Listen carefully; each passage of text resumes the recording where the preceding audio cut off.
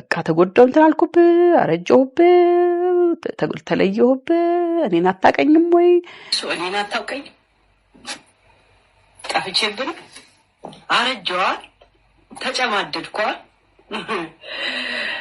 እሱ እኔን አታውቀኝ አውቅሻለሁ ቢል እንኳን አውቅሻለሁ ነበረ ቢል እንኳን እሺ ሶዋት ያንቺ ነበርኩ ቢል እንኳን ሶዋት ሪሌሽንሺፑ ሳይኖር ደግሞ ዝም ብሎ ተፈጥሮ በውሸት የተፈጠረ ታሪክ ከሆነም ደግሞ እጅግ በጣም ከባድ የሰይጣን አሰራር ነው ብዬ ነው የማስበው። በዚህ ላይ ደግሞ ሁለቱ ጥንዶች በጣም ጠንካራ ሊሆኑ ይገባል።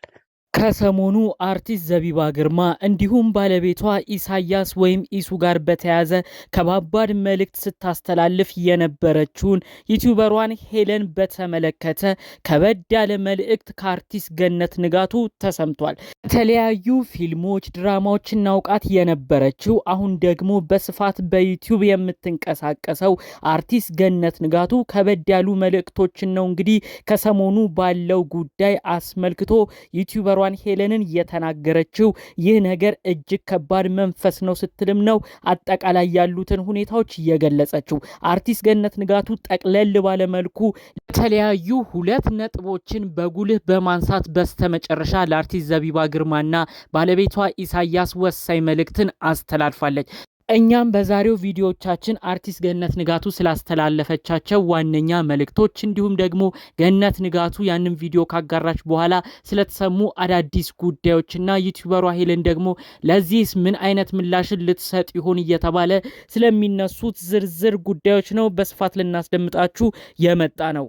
ሰላም ጤና ይስጥልን ውድ የሀገሬ ልጆች፣ በተለያዩ ዓለም ሀገራት የምትገኙ በያላችሁበት ሀገር ሰላማችሁ ይብዛልኝ። ዛሬም አዳዲስ በሆኑ ጉዳዮች ብቅ ብለናል። ለዚህ ቻናል አዲስ ከሆናችሁ ሰብስክራይብ በማድረግ ሁሌ የምንለቃቸው ቪዲዮዎች እንዲደርሱ ይሁን። ቀጥታ ይዘን ወደ መጣ ነው ዝርዝር መረጃዎቻችን እናመራለን።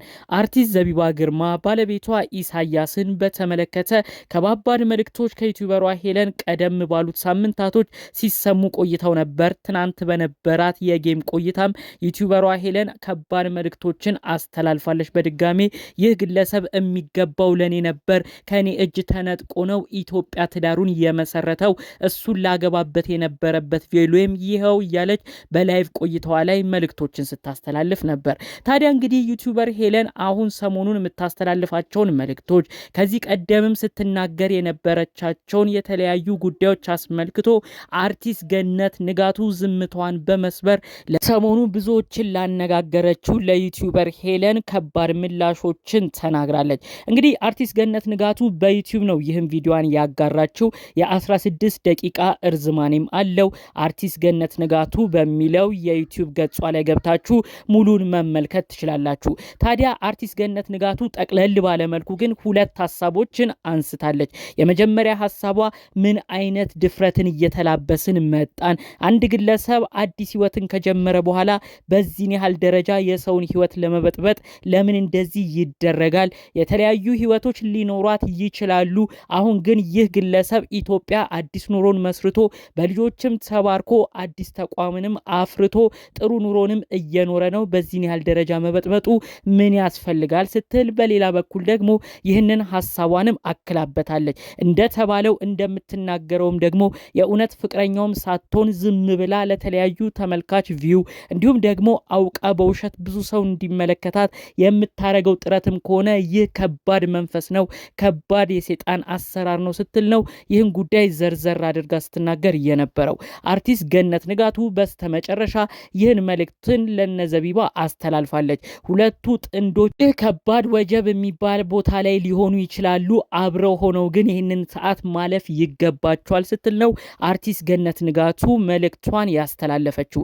ታዲያ አሁን ላይ እንደ አዲስ የዚች አርቲስት ምልከታ በብዙ ቦታዎች ላይ እየተሰራጨ ይገኛል።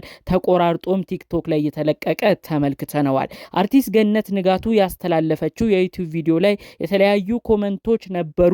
ብዙዎች የአርቲስቷን ንግግር በመደገፍ ትክክል ነው የተናገርሽው፣ አንዳንዴ እንደዚህ የመጣሽ የተለያዩ ሀሳብ አስተያየት መስጠትሽ ጥሩ ነው ሲሉ፣ ሌሎች ደግሞ አርቲስት ገነት ንጋቱ በማይመለከትሽ ነገር ነው የገባሽው፣ ከባድ ዋጋ ትከፍያለሽ። ዩቲዩበሯ ሄለንም በከባድ ቃላቶች ነው አንቺም ላይ የምትዘምተው እያሉ ኮመንት ሲያረጉላት የነበሩ ሰዎችን አይተናል። እንግዲህ አርቲስት ገነት ንጋቱ ንግግር ከተለቀቀ በኋላ መልእክቷም ከተሰማ በኋላ ዩቲዩበሯ ሄለንም ምላሽ ትሰጥ ይሆናል እያሉ ብዙዎች ይጠብቁ እንጂ እንግዲህ አርቲስት ገነት ንጋቱ በነበራት የ16 ደቂቃ ቪዲዮ ላይ ደግሞ አንድ ነገርን በዚሁ ጠቅለል አድርጋ ተናግራለች። የተለያዩ ሰዎች ምን ይናገራሉ ተብሎ ከመፍራት እኔ እንዲህ ብናገር እኔ እንዲህ መልእክት ባስተላልፍ ለኔ ምን አይነት መልስ ምትን ይሰጡኝ ይሆን እየተባለ የሚፈሩ ነገሮች ብዙ ዋጋ እያስከፈሉን መጥተዋል ስትል ነው እንግዲህ መልእክቷንም ጠቆም አድርጋ ያሳየችው። ይሄ የሚያሳየው እንግዲህ ምንም አይነት ምላሽ ከዚህ ግለሰብ ቢመጣ አርቲስት ገነት ንጋቱ ለዓላማዬ ጸንቼ መልእክት ማስተላለፍ ያለብኝንም አስተላልፌ የሚመጣውን ነገር እቀበላለሁ በሚመስል መልኩ ነው እንግዲህ ይህንን ሐሳቦቿን ስትገልጽ የነበረው ማለት ነው። እንግዲህ አርቲስት ገነት ንጋቱ የተለያዩ ተሳዳቢ ተናጋሪ የሚባሉ ሰዎች ሚዲያው ላይ ከፍ እያሉ መጥተው እንግዲህ እከሌማ ጥሩ ተሳዳቢ እከሌማ ጥሩ ተናጋሪ ተብለው የሚፈረጁት ነገር ራሱ ብዙ ሰውን አሁን እያዳፈረ መጥቶ የማይሆን ነገር ውስጥ እንዲገቡ አድርጓል ስትል ነው እንግዲህ አጠቃላይ ያሉትን ነገሮች ተንተን አድርጋ ስትናገር የነበረው ማለት ነው። በስተመጨረሻም እንግዲህ አርቲስት ገነት ንጋቱ የተለያዩ ነገሮችን ሳይ ወደፊትም የምሰጠው ሐሳብ አስተያየት ይኖራል ብላም በዛው ገልጻለች። ቀደም ብሎ እንግዲህ ጃኒ ብዙዎቻችን በቲክቶክ የምናውቃት እህታችን የመኪና አደጋ ደረሰባቸው በተባለበት ቅጽበት አንዳንድ ግለሰቦች የማይገባ ቃልን እየተጠቀሙ እንኳን የመኪና አደጋ ደረሰባቸው ጃኒም እንዲሁም ደግሞ አዶናይም ላይ ይሄ ነገር ቢከሰት ጥሩ ነበር እያሉ የማይገባ ቃላትን እየተናገሩ የነበሩ ሰዎችንም እንግዲህ ይህንን ጉዳይም አናዷት በወቅቱ ማበሳጭቷት የራሷን ምልከታ እንደሰጠች ነው እንግዲህ አርቲስት ገነት ንጋቱ አሁን በቅርብ በለቀቀችው ነዘቢባን በተመለከተ ጉዳይ ባወራችው ቪዲዮ ላይ ራሱ መታ የተናገረችው። እዚህ ቀደም ቲክቶከሯ ጃኒ ላይ የማይሆን ነገርን ሲመኙ የነበሩ ሰዎችንም ስተች ነበር። እንደዚህ አይነት ነገር አግባብነት የለውም ጥሩም አይደለውም እያልኩኝ ስናገር ነበር። አሁንም እንግዲህ ሌላ ምልከታ ሲመጣ የማይገባ ነገርን ሳይ ነው ይህን መልእክቴ ላስተላልፍ የመጣሁት እያለች ነው እንግዲህ አጠቃላይ ያሉትን ነገሮች አርቲስት ገነት ንጋቱ በዩቲዩብ ገጿ ላይ መልእክቷን ያስተላለፈችው ማለት ነው። በስተመጨረሻም እንግዲህ አርቲስት ዘቢባንና ባለቤቷ ኢሳያስን በተመለከተ ግን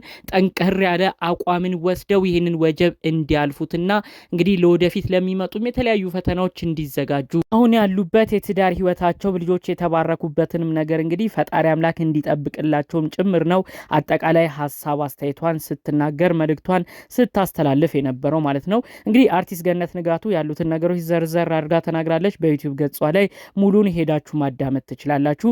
እንግዲህ ከዚህ በኋላ ዩቲዩበሯ ሄለን ደግሞ ምን ልትል ይሆን እያሉ ደግሞ ሌሎች ሰዎች ገና ካሁኑ በኮመንት ሲጽፉ ነበር። እኔ ግን በዛሬ ደግሞ አንድ ሐሳብን መናገር ፈልጊያለሁኝ። ዘቢባ ግርማ እንዲሁም ባለቤቷ ኢሳያስ በሚያሳዩን ጥሩ ነገር እጅግ የምናከብራቸው የምንወዳቸው ዘቢባን በጥሩ ጸባይዋ ካፏ መጥፎ በማይወጣው ጥሩ አንደበቷ ብዙዎቻችን እንወዳታለን እናከብራታለን። ባለቤቷ ኢሳያስን በተለያዩ በጎ አድራጎት ስራዎቹ ለብዙ ድሆች መድረስ የቻለ ለተቸገሩትም አለሁላችሁ ብሎ ሲያጽናና የነበረ ሁለቱም በመልካም ተግባራቸው የምናውቃቸው ግለሰብ ናቸው። እንግዲህ ከዩቲዩበሯ ሄለን ጋር ያላቸው ጉዳይ ግን ለአንዴና ለመጨረሻ ጊዜ በእርቅ ማለቅ ካለበት በእርቅ አልቆ የእነዚህ ሰዎች ጉዳይ ለአንድና ለመጨረሻ ጊዜ ሊዘጋ ይገባል። ይህም ደግሞ በቀላሉ መሆን ይችላል ብዬ የማስበው እንግዲህ ኢሳያስ ጋር ገብተው ቲክቶክ ላይቭ ሲከፍት እሱ ጋር የሚያወሩ ግለሰቦች ዩቲዩበሯ ሄለን ጋርም ገብተው ሲያወሩ እንመለከታለን። ስለዚህ የጋራ የሆኑ ሰዎች እዛም ቤት እዚህም ቤት ገብተው የተለያዩ መልእክት የሚናገሩ ሰዎችን ስለተመለከትን እነዛ ሰዎች ዘላቂ ሰላም እንዲመጣ ቢቻል እነዚህ ሰዎች ከዚህ በኋላ ሚዲያ ላይ አንድ ሁለት እንዳይባባሉ እነዚህን ሰዎች አስማምተው ዘላቂ ሰላም እንዲያመጡ የእውነት ሁለቱም ቤት የሚገቡ የጋራ ጓደኞቻቸው ይህንን ነገር በቁም ነገር ወስደው ጥሩ ነገርን እንዲያመጡልን የእውነት ከልብ በማክበር እጠይቃቸዋለሁኝ። ጠቅለል ባሉ መረጃዎችም ለዛሬ ይዤ የመጣሁት ይህን ይመስል ነበር። በሌሎች ቪዲዮዎች እስክንገናኝ ሰላም።